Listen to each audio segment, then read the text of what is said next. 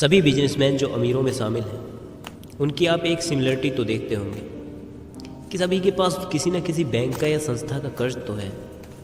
तो क्या इसका मतलब ये है कि लोन लेकर ही लोग अमीर बनते हैं? तो जी बिल्कुल सच हो सकता है, क्योंकि इसका जवाब नहीं तो हो ही नहीं सकता। बस फ़र्क इतना होता है कि आप लोन लेकर करते क्या हैं।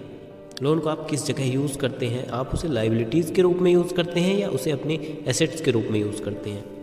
लाइबिलिटीज़ यानी कि आप उसे कार लेने में, घर खरीदने में, अपनी शान शौकत के लिए, शौक़ के लिए उड़ाते हैं, या आप उससे अपनी एक इनकम जनरेट करते हैं जिससे आपको मंथली कुछ ना कुछ पैसा आता रहे, या कोई ऐसा बिजनेस शुरू करें, कोई ऐसी दुकान, मशीन, कोई ऐसी चीज़ शुरू करें।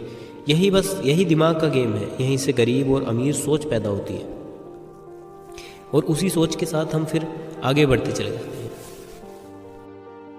हालांकि दोनों तरह से ही वो पैसा हमारे शौक़ के लिए ही खर्च होगा। यदि हमारी सोच छोटी होगी तो हम उसी पैसे को तुरंत खर्च कर लेंगे अपनी कार के लिए, अपने शौक़ के लिए, अपने मकान के लिए, अपने घर के लिए। और अगर आपकी सोच बड़ी होगी तो आप कोई ना कोई ऐसा बिजनेस कर लेंगे जिससे आपको महीने में इनकम आनी शुरू हो जाए। लेकिन उसमें समय लगेगा, मतलब आपको पेशेंस रखना होगा। पेशेंस पहचान होती है कामयाब लोगों की। अब आपको यहाँ एक बात परेशान करेगी कि कहीं पेशेंस के चक्कर में आप पर कर्ज की EMI और इंटरेस्ट इतना ना बढ़ जाए कि आप उसे चुका ना पाएँ। तो यहाँ आपको दिमाग लगाना है।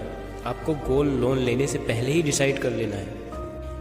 मान लीजिए अगर आप एक कलाकार हैं, वो लोन लेते हैं तो आपको लोन लेते ही अपनी एल्बम बनानी है। अगर आप ट्रेडिंग करना चाहते हैं या आप शेयर मार्केट को समझते हैं तो आपको लोन लेते ही वहाँ इन्वेस्टमेंट करना है, एक सही समय देखकर। और यदि आप कोई मशीन, कारखाना या किसी इस तरह का कोई एक्सपीरियंस रखते हैं तो आपको वही करना है। लेकिन कुछ दिन के लिए आपको एक दमदार दिमाग, पेशेंस और एक बड़ी दूरदर्शी सोच के साथ काम करना होगा, क्योंकि सफलता के लिए दूरदर्शी सोच एक सबसे पहली चीज़ दूरदर्शी सोच है आपकी। और पेशेंस रखना आपको ज़रूरी है, क्योंकि बिना पेशेंस के आप कहीं भी कामयाबी नहीं पा सकते। मान लीजिए एक दो बार छोटी मोटी कामयाबी आपको मिल भी जाती है तो आप बड़ी कामयाबी बिना पेशेंस के हासिल नहीं कर सकते। यदि आप रियल इस्टेट में जानकारी रखते हैं तो वहाँ इन्वेस्टमेंट कीजिए। यदि आप टैक्सी चलवाते हैं या कोई ट्रैवल एजेंसी है आपके पास, तो आप उसमें अपनी इन्वेस्टमेंट कर सकते हैं। वहाँ से अपनी मंथली इनकम जनरेट कर सकते हैं, जिसमें आपको EMI के साथ में बचत भी शुरू हो जाएगी। प्यारे दोस्तों, यही काम उन सभी लोगों ने किया है जिनका जिक्र आज सफल लोगों में होता है।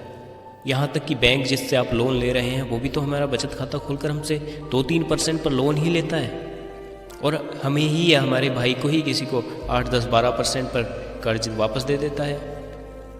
फ़र्क सिर्फ इतना है कि जब नाम बन जाता है तो लोग लोन लेने नहीं जाते, लोग आपके घर लोन देने आते हैं।